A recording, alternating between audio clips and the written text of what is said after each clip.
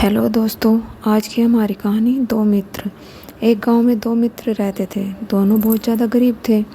ज़्यादा गरीबी होने के कारण दोनों ने सोचा कि शहर जाकर पैसा कमाया जाए। दोनों शहर गए काम करने के लिए। अब धीरे धीरे दोनों दोस्तों ने पैसा कमाना शुरू किया। उन पैसों से उन्होंने एक छोटा सा होटल खोला, फिर बड़ा होटल खोला। एक दिन एक के दोस्त के मन में आया कि अगर मैं अपने दोस्त को मार दूं तो यह सब धन दौलत मेरी हो जाएगी, इसका अकेला मालिक मैं ही बन जाऊंगा।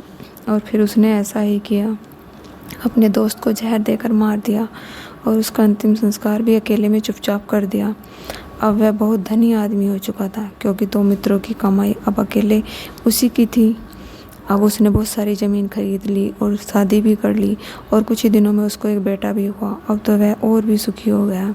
कुछ समय बाद उसने अपने बेटे को पढ़ने के लिए विदेश भेजा, खूब महंगी पढ़ाई कराई। अब एक दिन उसका बेटा बीमार हो गया। विदेश में उसका इलाज होने लगा।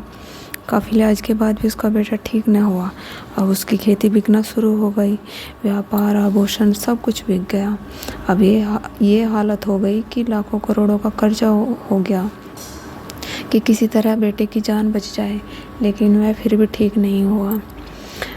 अब पिता गोद में लेकर रोते हुए बोला, बूढ़ा हो गया हूँ, जैसे तैसे करके क्या क्या नहीं कमाया, आज सब चौपट हो गया और मैं तुम्हें बचा नहीं सकता, कैसे दवा कराऊँ।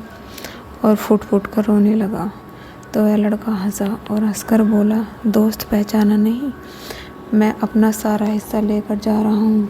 तुमने बेईमानी छल कपट से जो कमाया उसे नष्ट करके ऐसे जा रहा हूँ कि तुम जिंदगी भर रोते रहोगे।